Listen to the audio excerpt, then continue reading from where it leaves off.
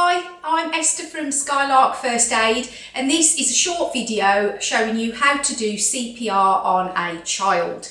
I have other videos showing you baby CPR and adult CPR if you want to look for those, but this one is particularly for a child. And in first aid, a child is age 1 up to 18. So that's quite a large size difference and age difference. And I will cover both ends of the scale if you bear with me, but it is 1 to 18 when we talk about a child in first aid terms and for CPR.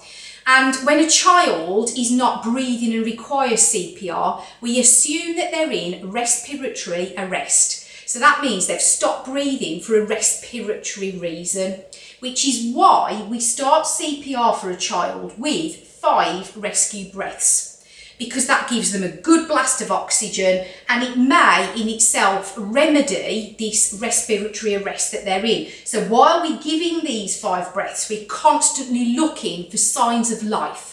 We're looking for them breathing for themselves again. So that's why this bit is additional. If you've done CPR on an adult, it is just 30 and 2. But for a child, we add these 5 initial rescue breaths on at the start. We just give them once. So let's have a look at this then.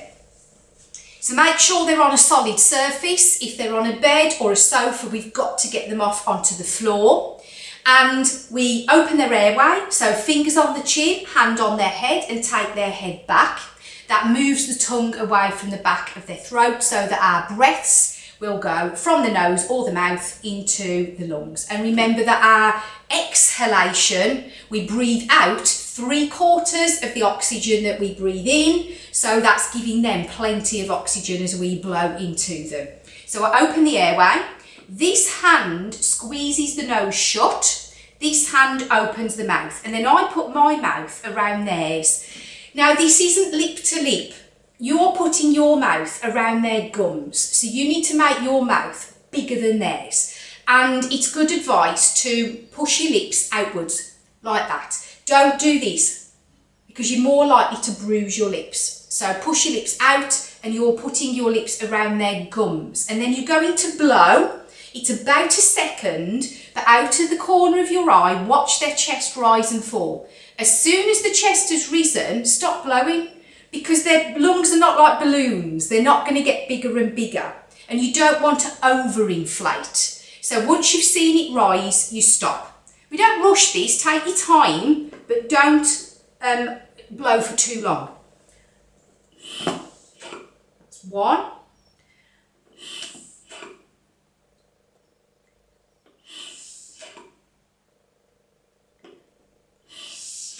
Got 1 more to do. And I'm constantly looking at them for signs of life. Nothing has happened during these 5 breaths, which means I will go on to the CPR itself. But obviously, if during the 5 breaths they do start breathing for themselves because this was all that was required, then I don't need to follow on with these bits. But I am going to do the 30 compressions. So rip the clothes open if you think you need to. I think it's better that you see where you're putting your hands exactly.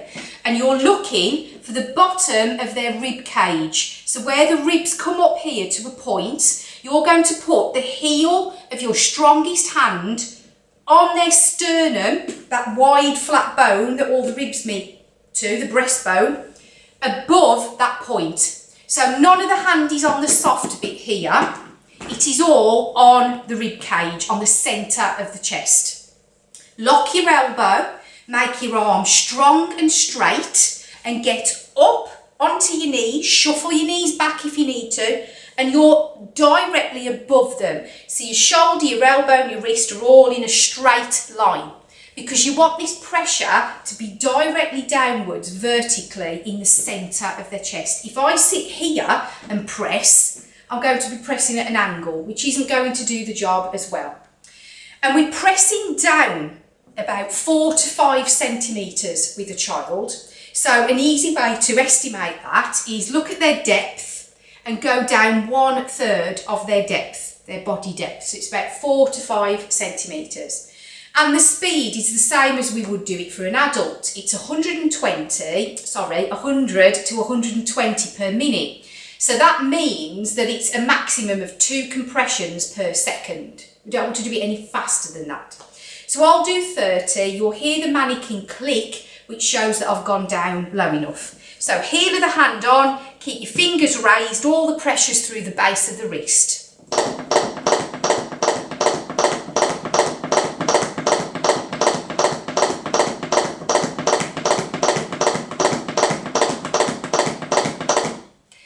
If you want to, you can use this spare hand just to support your wrist a little bit. You're not adding in any pressure with it. It's just that I like doing that. It makes me feel a bit more balanced, so you can do that. That's no problem at all. If you've got a child that might be 16, 17 or even younger than that, and they're bigger than you, which happens a lot to me because I'm only small, then using one hand isn't going to be enough. So that's perfectly okay that when a child is under the age of 18, we're definitely still giving them the 5 rescue breaths at the start, but when it comes to the compressions, if this child is bigger than you can do adult chest compressions, which is 2 hands with the fingers interlinked. That is absolutely fine and acceptable, because if they're bigger than you, one hand is not going to be enough depth-wise. So that's absolutely fine. Child bigger than you, it'd be CPR with 2 hands, but you are still doing the 5 breaths at the start because of their age, okay? Last thing to say about the compressions is make sure you allow the rib cage to recoil fully before you press down again. So don't do this. Can you see how I'm only coming up halfway and then I'm going down again? Make sure you let the rib cage come all the way up so it's a full compression, but don't lift your hand off. Keep your hand in contact with them, because you'll never put it down in the right place again. So keep your hand in the centre, but let the rib cage come all the way up to its highest point. Then I would do my 2 rescue breaths. So fingers on chin, hand on head, open the airway, squeeze the nose shut, and 2 breaths. And then back on to my 30 compressions again. Just going back to the breaths, I've been doing mouth to mouth so far. You can do mouth to nose if you need to. So if the person has got an injury around their mouth or their jaw and you can't make a seal, then use their nose instead. It really doesn't matter because it all ends up in the same place in their lungs. So it doesn't matter which one you blow in, as long as you're closing the one that you're not using to stop the air escaping. So open the airway, close the mouth, shut the mouth, and blow up their nose. As you can see, it makes no difference at all which one we're using there. So we would continue then, 30 chest compressions and 2 rescue breaths. And we keep going, repeating those 2. When do we stop? Well, we stop if for whatever reason the situation becomes unsafe and you are likely to be injured, then obviously you might need to stop and leave. You stop if they show signs of life and they start breathing for themselves. Don't expect it to happen. Sometimes it does, sometimes it doesn't. And it isn't anything that you are doing incorrectly. So don't worry about what you're doing. Anything that you can do is better than nothing, and remember that. So even rubbish CPR is better than no CPR. So don't worry that they're not waking up. If they do wake up, then wonderful. Just keep an eye on them, keep them lying on their back and wait for the paramedics to come. Also, you're allowed to stop when the paramedics do arrive. So obviously they will tell you to stop and they'll take over from you. If you've got a colleague with you or somebody else that knows what they're doing CPR-wise, it's a brilliant idea to take it in turns. So you do 2 minutes each. So perhaps 1 kneeling each side. You keep doing 30 and 2 for 2 minutes. Then you have a complete rest and the other person takes over fully. You can keep that going for much longer without either of you becoming exhausted. If it is just you on your own and you are completely exhausted and you feel as if you're about to pass out, then stop, because you're not going to be any help to them if you are unconscious on the floor next to them. I want to just finish off with a quick word about defibrillators. Now, I've covered how to use a defib in another video because the use of a defibrillator with a child will be exactly the same as it is with an adult. So if you want to know more about that, just look on the YouTube channel for the defibrillator video and watch that fully. The only thing to say is with a child of about the age of 8 and below, there is a different positioning with the two pads that stick into the defib box. So there's your defib and the pads plug in. Now usually on an adult, as shown on these adult pads, they go here and here. Again, this is all explained on the other video. But on a child that could be below 8 years old, can you see that potentially these pads, depending on the small body size, could be quite close together. They could even be touching. And that's not going to work properly. So what you do is you pick any pad, doesn't matter which, and stick it in the centre of the child's chest, roll them over and put the other one between their shoulder blades on their upper back.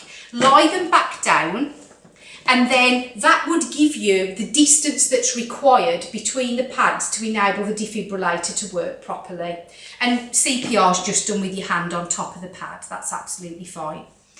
As I said right at the beginning of this video, children are usually in respiratory arrest. Now, a defibrillator fixes cardiac arrest. So you might find that even when you stick the defib on, it doesn't actually do anything. That's fine. Leave the defibrillator on and leave it, keep checking them, because if it does become cardiac arrest, it will know that and it will give them a shock. So I would definitely put a defib on. If I've got a child that's not breathing and somebody or myself is doing CPR and I have a defib available, there is absolutely 100% that I am sticking this on to this child. I can't make them any worse than they already are by using that defib, so I'd definitely go for it. But just consider that on a small child, pads are going front and back. I hope this has been some use for you. If you want to find out more about my courses, look at my website, skylarkfirstaid.co.uk, or on social media, Facebook and Instagram at Skylark First Aid. Thank you for watching.